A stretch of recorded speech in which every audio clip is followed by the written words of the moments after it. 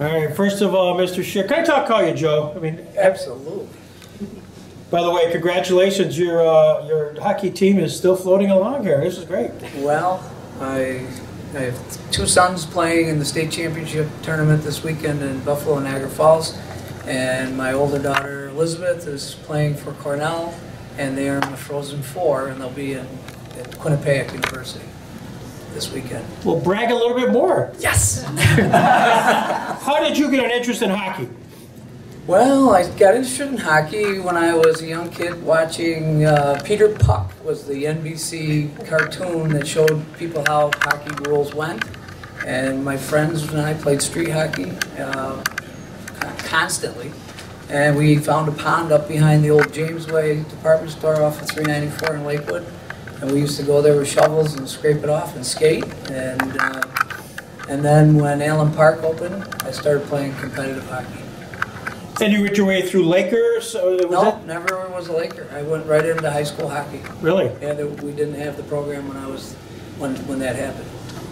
Did you, growing up in a family which is, your dad's very obviously involved as a lawyer, but politics was very much part of your world. Was that something of interest to you? Well, I really don't think so. I'm remembering back then. In fact, I used to be annoyed because anytime I had to go anywhere with my dad, he talked to everybody. And I was just a little kid. We could never get from point A to point B quickly. And I really never said, boy, I'd like to do this for a living, be in the political world. I saw the trials and tribulations that he went through, the stresses, and some of the mean-spirited stuff that was hurtful, and then, of course, his successes were amazing. And I would tell the story, I didn't think my dad could do cartwheels, but when they landed Cummins engine here in Chautauqua County, I think he did a cartwheel.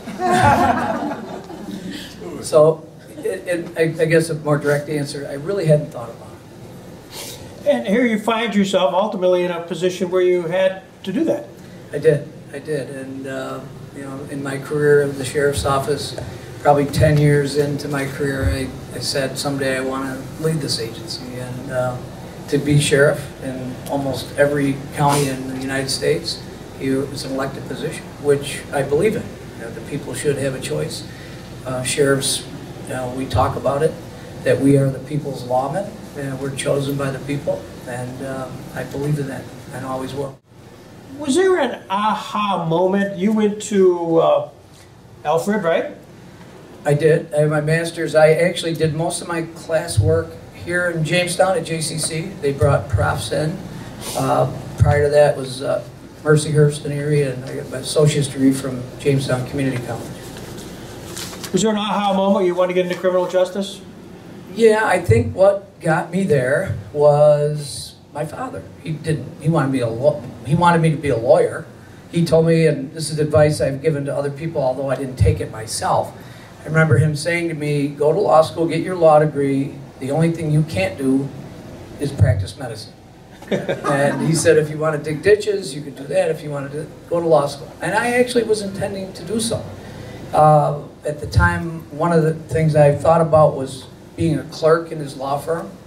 And at that time in the world, you could clerk for a bit and then go to less law school. But he got out of the law practice and devoted his entire life to public service. And that switched my dream, I guess, or well, I don't know if it was a dream, but my interest. And when he became the first county executive, he had a police radio, sheriff's radio installed in his car so he could hear what was going on countywide. Sheriff Bentley did that, and when I rode with him, I thought, you know, that is really cool. Listening to this is really cool. So I ended up doing a ride along with the Lakewood Police Department, and that was it. I said, this is awesome. When I graduated from high school, I was actually an art major. I was into photography very heavily, and that was my sister's fault because she was a photographer as well. She had a darkroom set up in her basement. And I said, that is really neat, so I got into that pretty heavily. But when I left high school, I went to JCC and majored in criminal justice and did an internship with the sheriff's office where I rode along with a patrol. they had to pry me out of the car at the end of the shift, and because I would have stayed until I fell asleep. But then when I graduated from JCC, I got a phone call from the chairman of the Criminal Justice Department. Said they're hiring at Chautauqua this summer, and I went, "What's Chautauqua?"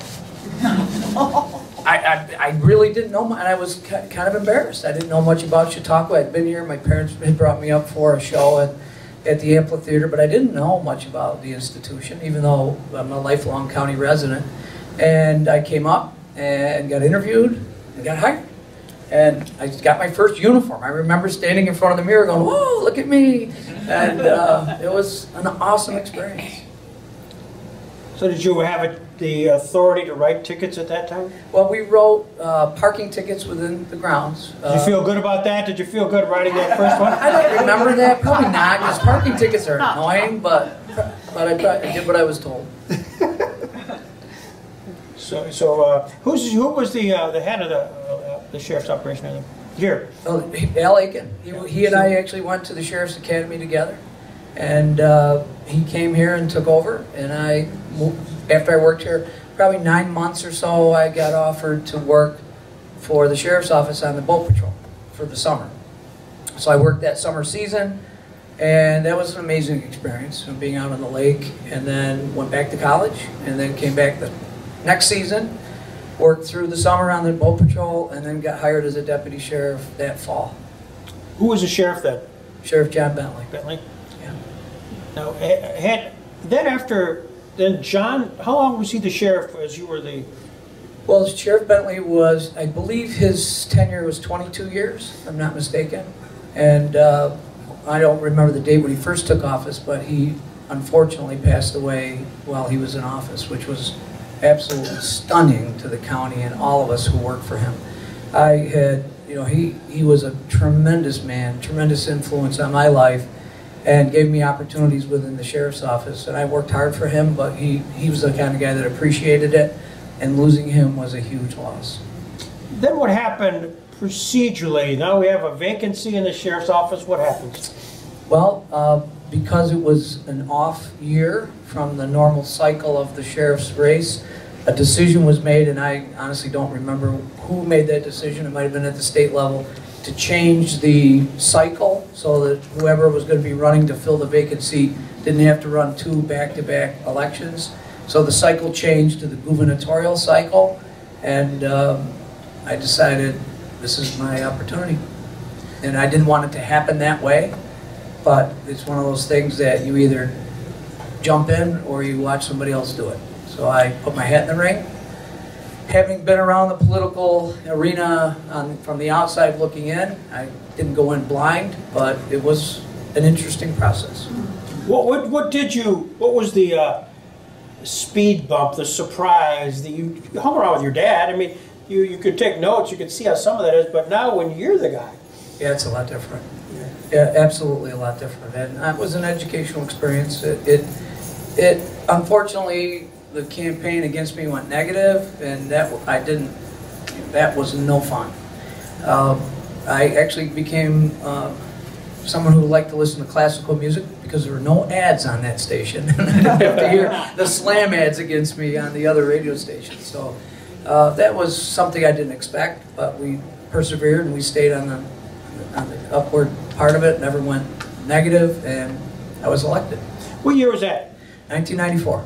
So you're sheriff in 1994? Well, actually, I was sworn in by my father, which was one of those aha moments. He also married my wife and I, but my dad and mom were there, my family, and he swore me in as sheriff on 1/1/95. You're pretty much a kid. I was 37 years old. Yeah. Were you one of the younger sheriffs in the state? Well, yeah, interesting story. I went to my first state sheriff's conference, and a guy that I didn't know happened to be the sheriff, I believe, of, I'm thinking it was Herkimer County, came up to me and pointed his finger and said, "You took my title away." And I said, "Jesus, nice to meet you." And I said, "What title?" "Youngest sheriff in the state." And I said, "Really, how old are you?" And he said, "I'm, what's he, 47? I don't remember his exact age, but anyway, he went on to say, I said, "Well, I'm 37. He said, "Yeah, but he was 44, or 34. and he'd been sheriff for 10 years. So he'd been elected when he was 24 years old. So that was the youngest sheriff, I think, in the state. As far as the county goes, the youngest sheriff I tied with Charles McCloskey. He and I both were 37. Shortly thereafter, you're sheriff for probably 2 years, and Dr. Paul Burke has a press conference, and he announces to the world that Chautauqua County has this kind of mini epidemic going on with New Sean Williams. So, I mean, you're just kind of getting the feel for it, and this is Major League Geraldo Rivera type news where everybody's descending on Chautauqua County and wondering what's going on. Can you give us a sense of that? Well, I'll tell you the backstory to that. So I'm at a meeting at the Hall Clothier building, and Dr. Robert Burke, who was the health commissioner at the time, came to me in the hallway and said, "I need to talk to you." And I said, "What's going on?" He goes, "We have an issue." I said, "Okay." He said, "We have a predator we believe is knowingly spreading HIV, and we have a situation." I said, "Okay, who is it?" "I can't tell you. Because of confidentiality laws, we can't give the name." I said, "Okay," and he had gone on to say that they had identified numerous victims that were tracked back to this perpetrator. I said, "Well, give me the name of the victims and we'll start interviewing them." "Sorry, I can't tell you that either." "All right, what do you want me to do with that?" He said, "I wanted to give you a heads up. We're going to pursue a court order to allow us to release the name in the interest of public safety, because if this individual is still active, he could be continuing to spread HIV." So the court order was sought, and that court order was granted, and we found him like that because he was locked up at Rikers Island in New York City on an unrelated charge. So now the question was, do we still need to release his name? So we had a conference with the county attorney and several other officials, and it was determined that he was still a public health problem because those that he had been with, which he claimed to have been numerous women, they were unknowing, and some of them were still involved sexually. So we went to the court, and I say we, that was done through the county attorney's office with the health commissioner, and the court agreed that the name should be put public. So I said to Dr. Burke, "This is going to be huge." He goes, I remember the conversation, "You really think so?" I said, "It is going to be insane." And the press conference was held in the Hall Clothier building at the time. It had an auditorium, and there were cameras from one end of the room to the other. I was interviewed by every major news station, actually Japanese television, BBC, you name it. It became a giant story. And we also became a reference point for other entities in the country that were experiencing similar things and wanted to know how, once it was over with. It was very controversial. We had positive press from it saying, "Wow, good job," and we had negative press saying, "You shouldn't have done that. It exposed somebody that shouldn't have been." So it was an interesting time. And the worst thing about it was not the pressure put on me or my people. It was the negative twist that it gave to Chautauqua County. And we are too good a place to have had that kind of a story go national, international. There's so many other great things. I mean, 99, 99, 100 of it is awesome. So that was depressing. I wanted to get it behind us and move on.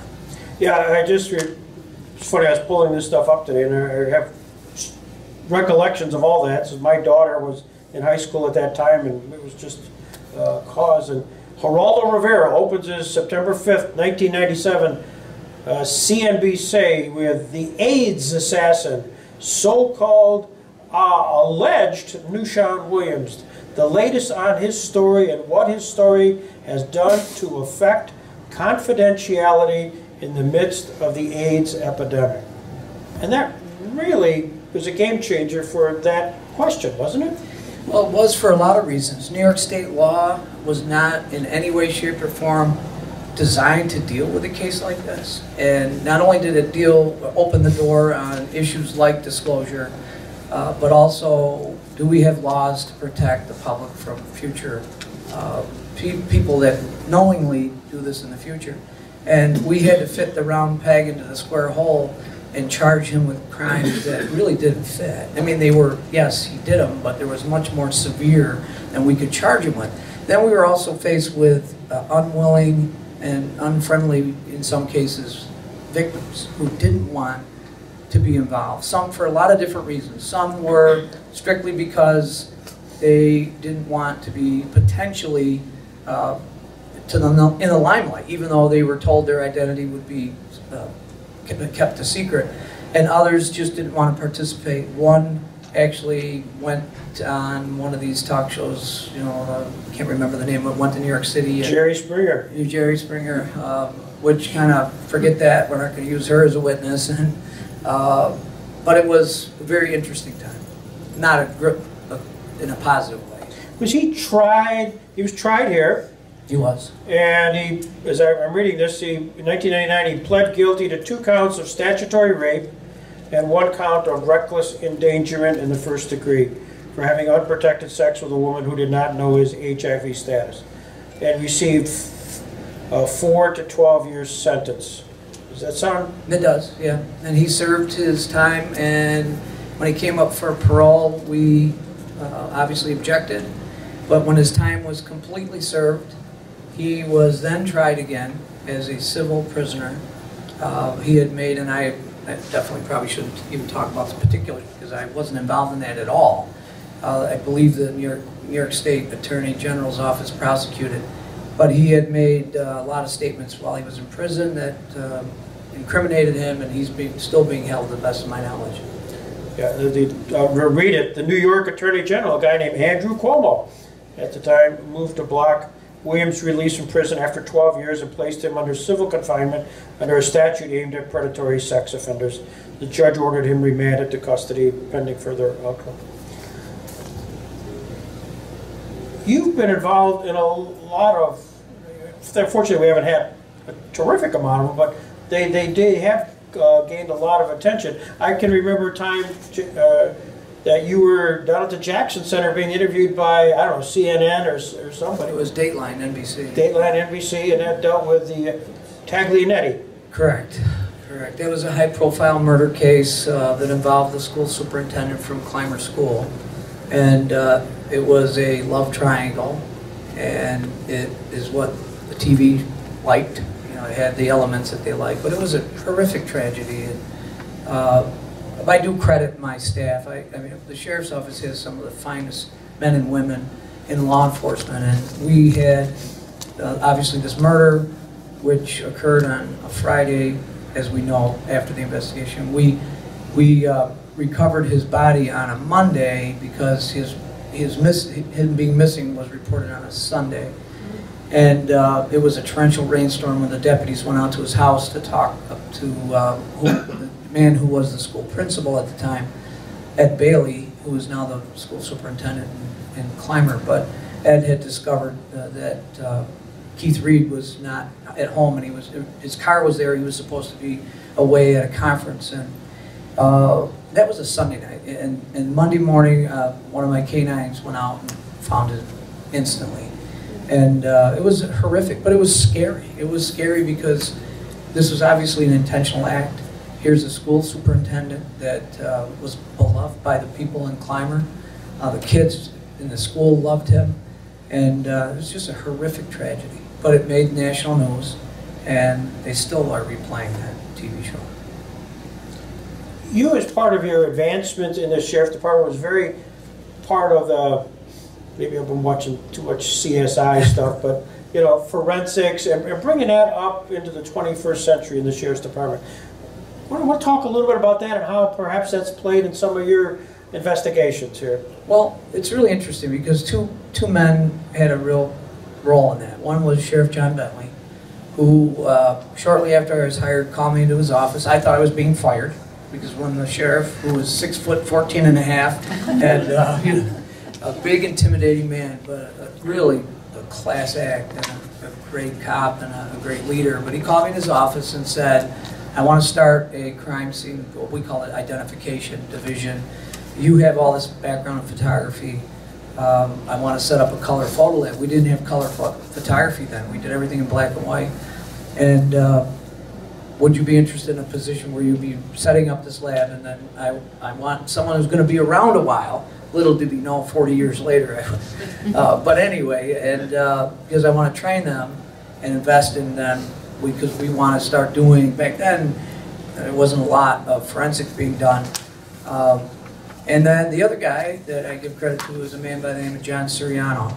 John was my mentor in the sheriff's office. He had become a self-taught expert in fingerprinting and then went to the FBI schools, and he was like I call the grandfather of forensics in Chautauqua County. And he took me under his wing, and I went to numerous schools around the country and learned the art of forensics. And it was very interesting. Did it for about 16 years. Sheriff Bentley promoted me to sergeant, and I begged him to give me more help because I became overwhelmed with all. Once you get successful, then more people want you. And so he posted anybody else in the sheriff's office interested in being involved in forensics, and the only deputy that put in for it was my brother, who had been hired by Sheriff Bentley after I was hired. So my brother Vince and I were partners for about 16 years, 15 years. It was awesome. My best friend, you know, what a tremendous experience. But then the poor guy, he had to deal with me once I got elected sheriff. So it made it very difficult for him. It really did. Awkward.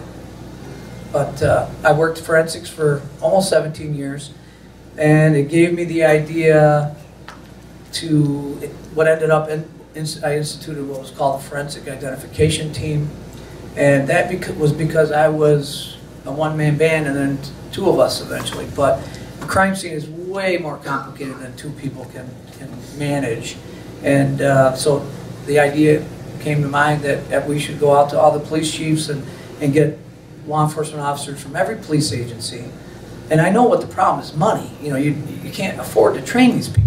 So we applied for a grant from in fact, I called Katie Lapp, who was the commissioner of the Division of Criminal Justice Services for the state, said, I have this concept, what do you think? She goes, that's awesome. I go, find me some money. So she was able to find a grant, and we got our start. And then the police chiefs and the DA, we got together and formed this team.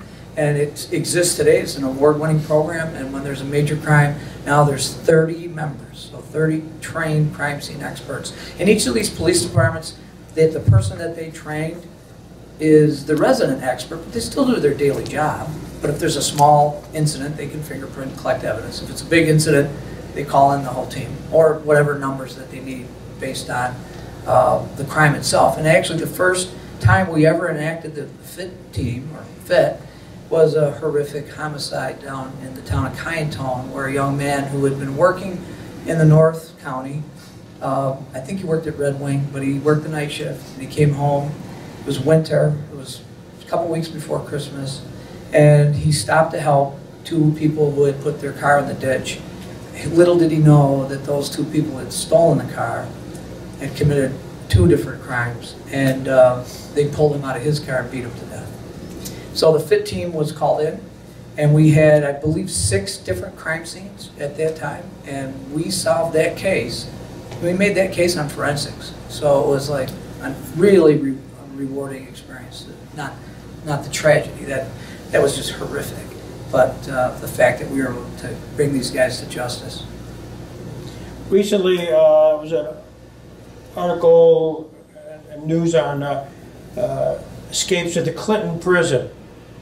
And it must have brought back memories for you, for Bucky Phillips. For 5 months in 2006, he really captured the news cycle, let's say. And obviously, we were very much a part of that here in Chautauqua County. Yes, and that was a very frustrating time for me. And that was a time of little communication between law enforcement agencies, and caused a lot of aggravation and frustration for me personally and my fellow sheriff from Cattaraugus County, and we just didn't believe, I still, to this day, that should have been handled differently, and I've been very outspoken about it. So for those who may not know, Bucky Phillips is a household name for some of us, but maybe could you give a little background on kind of who he was and what he did? Well, I don't call him Bucky because he liked that. I call him Ralph. That's his given name. Ralph Phillips was a lifelong criminal, and he had been charged with various crimes over the years. Didn't have a lot of violent crime, but he was incarcerated for, I believe, a property crime and was put on parole and was being held at the Erie County Holding Center in Buffalo, in Erie County. And he was made a trustee because he was soon to be released, and was actually, the crime was not a violent crime, it was a property crime. So I think he had a week left maybe before he was released. I don't recall the exact time, but a very short period of time. We learned later that he thought he was going to get violated and held even longer, but he escaped from the Erie County Holding Center. Actually, it's the Erie County Prison or Pen. And he did it by, he was in a real minimum security area, a kitchen area, and he cut through a thin layered roof and crawled out and got loose. And I remember getting a call from Erie County saying, hey, Sheriff, can you put your helicopter in the air? We're looking for Ralph Phillips. And I said, no, I won't. I said, why not? Because he's not going to be standing out there waiting for a helicopter to look for him. We know this guy. Just lay off. He'll show up. He'll show up in within a few days. People will be talking about it. Well, obviously that recommendation wasn't taken. They sent their helicopter down, hovered around, and then the rest became history. And he ended up killing a New York State trooper, actually shooting 3, killing 1. And it was the summer from hell. What was the moment that tipped it off? I mean, when you obviously got him towards the Pennsylvania-New York border, right? As I recall. What was the moment that kind of said... Well, there were so many of them. Near misses, cases where sharing information and working in unison would have captured him much earlier, but information was held and those people responsible are no longer working in law enforcement. So I'm not trying to give a black eye to one particular agency or another. There's unbelievably professional men and women in the law enforcement community.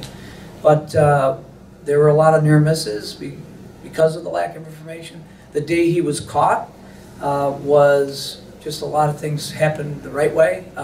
He had been actually traveling back and forth between Pennsylvania and New York. There had been a burglary at a gun store in Ellington, and he had taken some high-powered weapons, very high-powered weapons, and it was believed he was storing some of them in Pennsylvania. The Warren County Sheriff's Office in Pennsylvania were on alert and actually had extra patrol. A gentleman that lived in Warren County reported to 911 there that he thought somebody was breaking into his garage, and fortunately he didn't confront that person because it was Ralph Phillips, and he stole his car, or tried to steal his car, ended up with a stolen car, and state police sent a unit because the Warren County chased this car, and he abandoned it, and then he went and stole another car. He was good at that. One time, I think he took our people and state police and he stole 12 different cars during this time. This was years before, but anyway, he could get in a hot wire car quickly. So the state police sent a unit down Old Route 62, and the trooper said, or a car approached them. One trooper, I'm told, said to the other, we're stopping that car, and it was Phillips. So they turned around on him and off to the races. And he came into Chautauqua County, and they came up to the borough in Frewsburg. One of my patrol were actually unknowing that this chase was going on. Saw this car come zooming through the intersection. And he said, oh boy, I'm going to go get him, thinking he was a local speeder or DWI, and then saw the troop car behind him. Well, he was familiar with the area, was able to report exactly where they went and where they were. And Phillips ended up bailing out of the car. The trooper took a shot at him. I think Phillips pointed a gun at the state trooper, and the trooper shot a round at him and didn't hit him. And then he went into the woods. And that's when we finally had a cooperative, multi-jurisdictional effort, because we set up a unified command post actually at the Masonic Lodge in Frewsburg, and we swarmed in. One of the things that I was big about was the aviation piece of it at that point. Now it's time to put your helicopters in the air, and we kept him pinned down because his MO was when he got chased, he'd abandon his car and then run as far as and as fast as he could go, because he knew what cops did. They came in and swarmed around, set up a perimeter. He was already gone out of the perimeter. And that happened several times during his summer.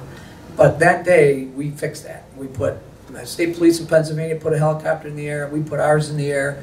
And I believe that New York State Police brought a helicopter, and we took shifts, keeping 2 birds in the air the whole time, pinned him down, brought in a ton of manpower, and then ultimately he was caught by a Warren County Sheriff's deputy, and he surrendered.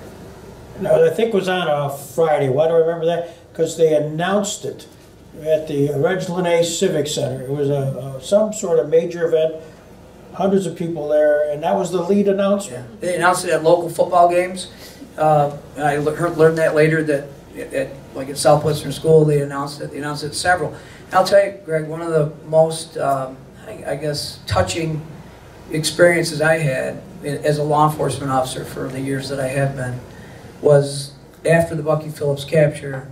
I left the command post. I was one of the last to leave, and came up through the Berg in Frewsburg, and the streets were lined with local residents applauding.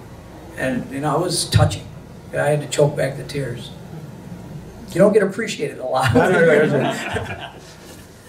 part of, you know, it's funny, this is a segue a little bit into one of your many long list of accolades as sheriff was really what you did for the Starflight helicopter, and that taking that and to put it into sort of a commercial rating. I mean, so that that affected, and I don't think many people know that, what effect that had on the budgetary process in the county. And first of all, a little bit about the helicopter service, and because I know you were intimately involved in it. Well, again, I give credit where credit is due, and when you have really good people around you, they make you look really good. But even before that, that was the Sheriff Bentley and Murray Marsh. Some of the local residents here remember Murray. He was the CEO of WCA, and 2 peas in a pot, those 2 gentlemen, 2 type A personalities, but they got together and said, well, actually, Sheriff Bentley probably went to Murray and said, look, what do you think about a helicopter service?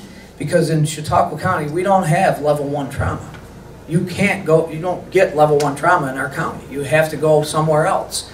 And a lesson learned from especially the Vietnam War was if a critically injured person can get to a level 1 trauma center within an hour, that golden hour, their survivability rate goes way up. So Sheriff Bentley sold the idea to Murray, and they started looking at fundraising, and I know the Betty Sheldon was involved in fundraising, WCA Foundation. There's others, I'll forget. I was not sheriff then. But they created Starflight. And I remember looking back and seeing a news article in the Post-Journal saying, do we need a helicopter? And after saving thousands of lives, it was pretty obvious that it was important to this community. So what happened, to fast forward, I mean, that was, I think the first Starflight patient was airlifted in 1984. Is when the program set sail. And then eventually we had actually acquired, the first helicopter was a UH-1L that had been flown by the U.S. Navy, and it was a military surplus. We flew it back from, I believe, the state of Washington, and Ben Kent was our first pilot, and his son ended up being the mechanic, Robin, for the program. But small group of pilots, and that grew because one helicopter doesn't work. For people think that's going to be okay, but for every hour you fly the helicopter, you have an hour or more of maintenance. So you have to really have 2 helicopters to keep one active all the time. So we eventually acquired a Bell 222 that Sheriff Bentley did from the New Jersey State Police, and that was a blue and white helicopter. And some people might remember this show Airwolf, and that's the same helicopter. It didn't have all the fancy guns on it and stuff, but anyway, that became the lead ship. But eventually, we put a lot of time on that ship. It was used when we got it, and it was coming up on the 5,000 hour mark, which is like, once they hit 5,000 hours, you got to do major changes and expenses. So the program was in trouble. The other helicopter had a lot of hours on it.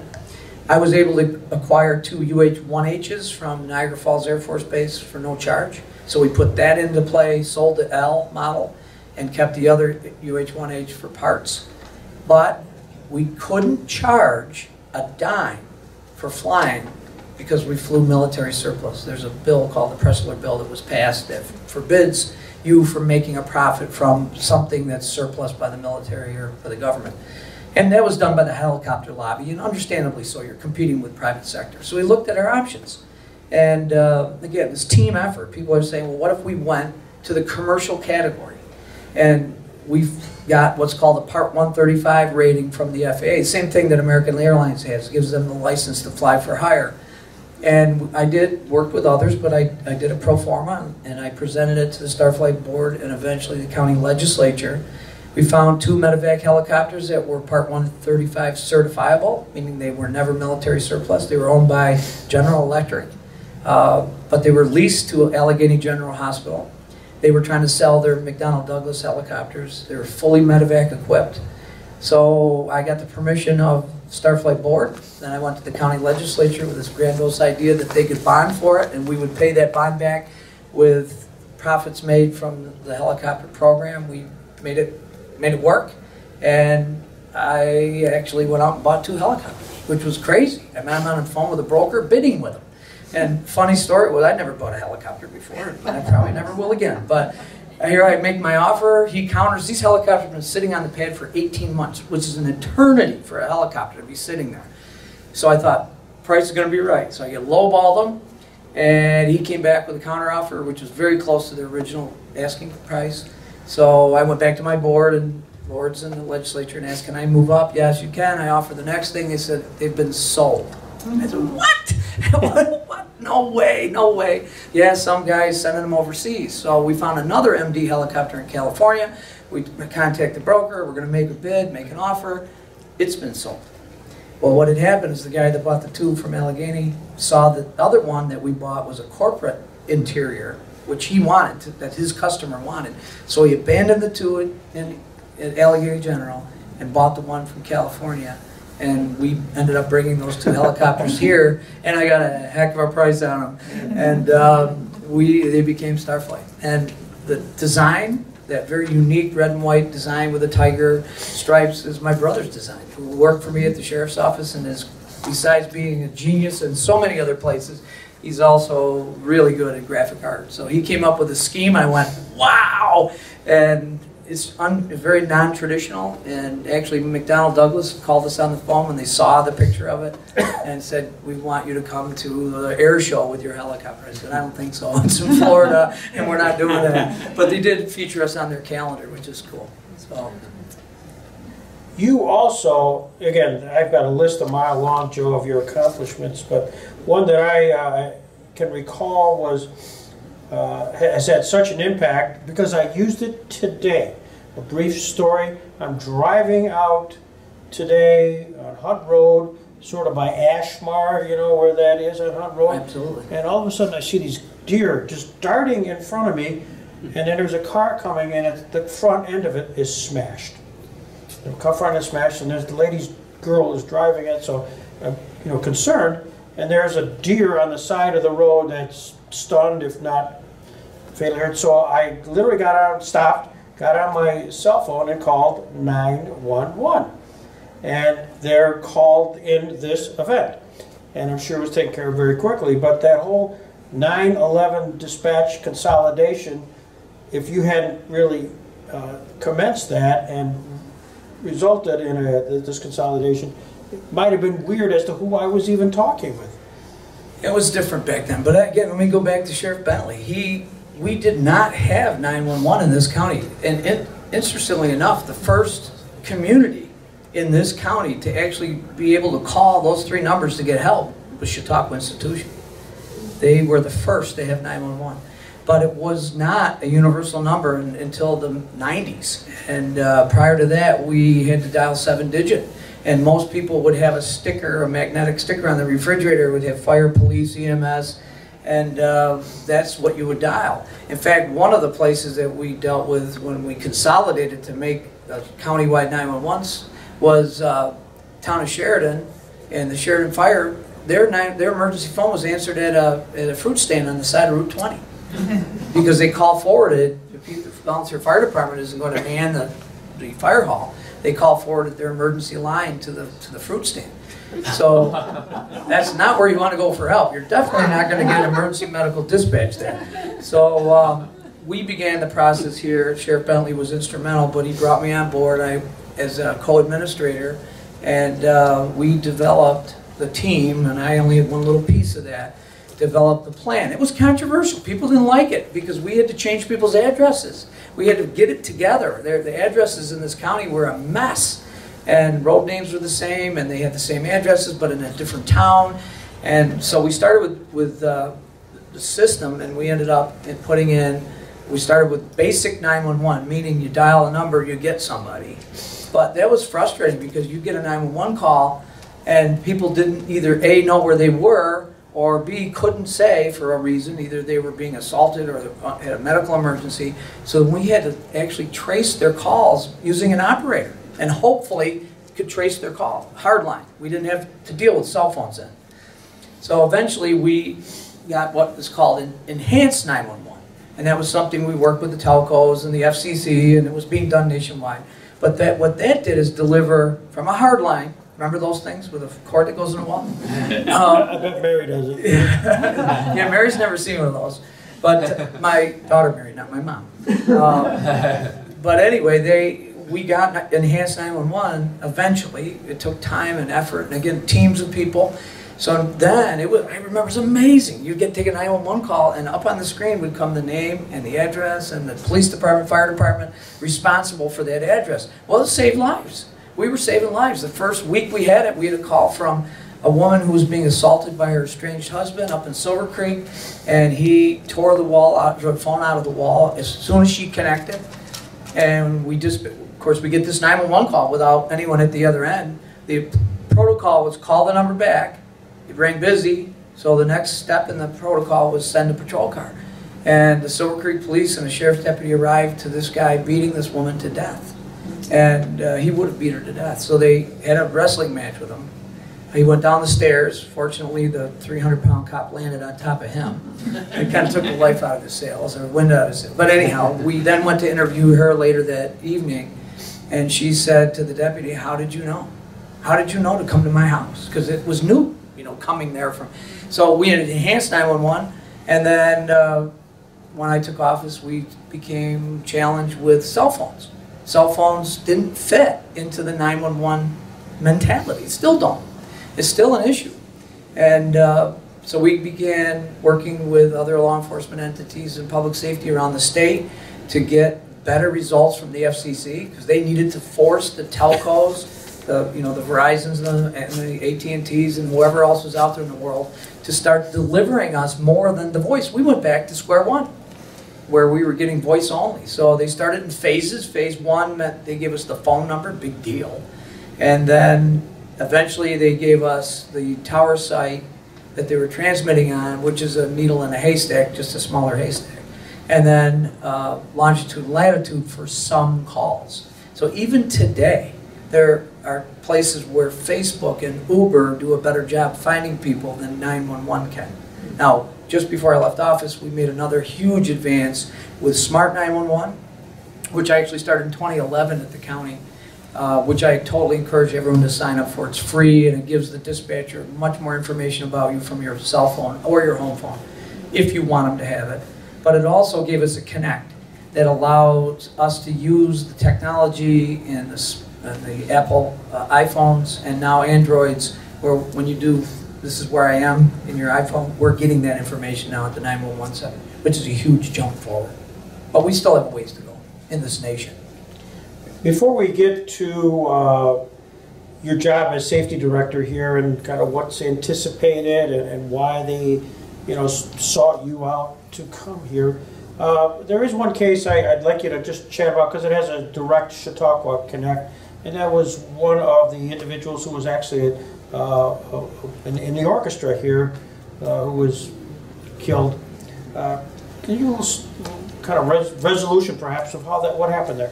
Well, that was another horrific, I hate, you gotta go to some of the good stuff. We forgot, the President of the United States was here. Yeah. But anyway, he wants that to back. Has he read my notes? That was just a tragic case with two very bad people that committed this act. But again, to the credit of my investigators and interagency cooperation, we solved that very rapidly. And part of that interagency cooperation, we're blessed in this county to have an FBI office right in Jamestown. And we have 2 resident agents that are assigned to that office, and our relationship with them was phenomenal. And they brought a lot of resources to the table, and they did in the Tagnanetti case as well. And we were able to track them back to using the fact that they stole the victim's purse and used her credit card. We were able to find that with the FBI's help instantaneously. And in fact, one of my investigators actually called out this guy's name before we even knew who they were. He said, "I bet it is," and I don't remember the guy's name, so I don't want to say it, but he was right. It was the guy. So we did really a tremendous investigation, but it doesn't bring the victim back. You talk about, funny, my segue before I wanted to segue, but Chautauqua, here you are, and we were all of a certain age remember when the President of the United States decided he was going to use the campus for the preparation for the debate against Bob Dole. How did you get the call? From Secret Service, or how did it happen? Yeah, actually, a friend of mine that works for the Secret Service, and just so interesting. He's now the special agent in charge of the Buffalo office, but he was an agent at the Buffalo office, and we had we'd known each other pretty well. He called me on a Sunday night. It's rare to find me in bed early, but I was in bed early, so it was like 10 o'clock, which is crazy, but sound asleep. Phone rings Sunday night. "Hey, Joe, it's Lou. Lou, how are you doing? We got to meet tomorrow." "What about, Lou? You don't usually call me on a Sunday night." The President of the United States is coming to Chautauqua. I said, "Who is this?" Come on. And he goes, "No, I'm serious. We're meeting tomorrow." And the game was on. It was a huge lift for us to plan and put the kind of manpower on the ground that we needed to do from the law enforcement piece. Now, if you look at what others did, what the institution did to welcome the president was phenomenal, but just unbelievable. But I was looking at the safety and security part of it and getting him in and out of here without incident. I was just thrilled that any sitting president would be in the county, but what a huge lift to have somebody here for 3.5 days. It was like, yikes, get in, do your thing, get out, be safe. We don't want to be on the map for anything negative. But it was very positive. What an experience to learn about the presidential security, to be involved in that really closely, and to be able to offer the kind of protection that a president needs. And he did things impromptu and just, "I'm going golfing." "Okay, we're shutting the road down." "Oh no, he doesn't want the road shut down." I go, "What? People are going to be driving, he's going to golf the upper course, right?" "Oh no, he wants to live on the lower course." You're driving down the road and there's the President of the United States. You probably are going to stop and at least take a picture.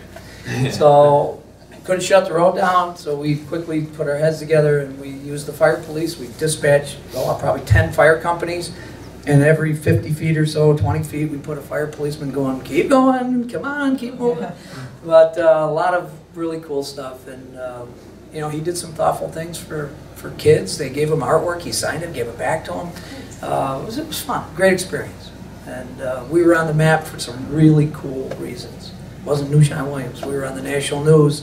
We hosted the President of the United States. And I was just recently reminiscing with Al Aiken, the chief here, about the feeling when those 3 Sikorsky helicopters, Marine One, were hovering over the south lot. It's like, wow, is this really happening? That was pretty cool. Who was driving that? There had to be a quarterback in your security world. Is it the Secret Service? Who is it that sort of has the big picture? Well, the Secret Service do all the front work. In fact, from that call that Lou gave me to the time President Clinton arrived on scene, there was a tremendous amount of planning that was being done. And I'm just talking about the security planning, say nothing about all the other things that were happening, the institution coming back to life. We actually had to put our boats on the water again. Those were in storage. I had to request on paper to the U.S. Coast Guard to give me staff, because we didn't have the seasonal staff to staff our boats. 24/7 in front of the lake because he was at the Athenaeum, which is a stone's throw from Chautauqua Lake. So the Coast Guard doesn't have jurisdiction on inland waters without us asking them to, and they were gracious and gave us staffing, and we manned our boats. And so there are a lot of things going on around the scenes, and communications and the pre-planning and where we were going to go if there was an incident, who was going to be responsible. The Secret Service, from my perspective, did most of that work. And the President had their front people too involved. But. You had other celebrities sort of come in the area.